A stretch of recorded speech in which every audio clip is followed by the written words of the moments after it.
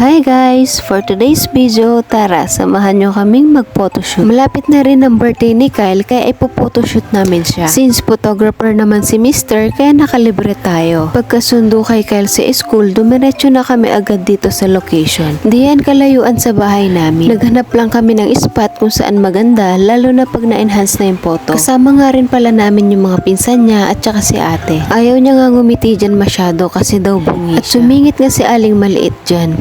Picture din daw siya. Oh, pak, may pa-beautiful eyes pa yan.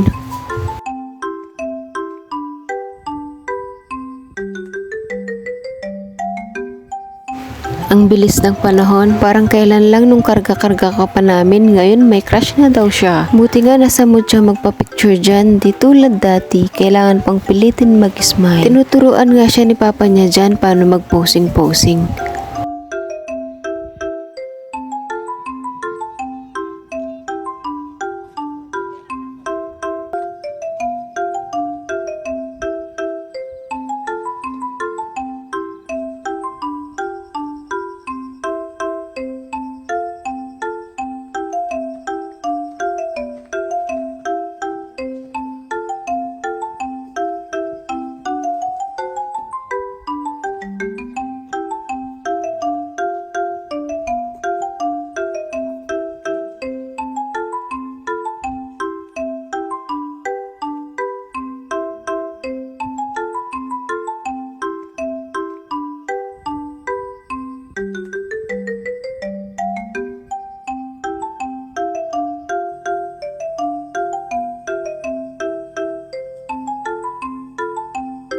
Saglit lang kami nag-shoot at marami naman na siyang magagandang kuha. Kaya nag-decide na kaming umuwi.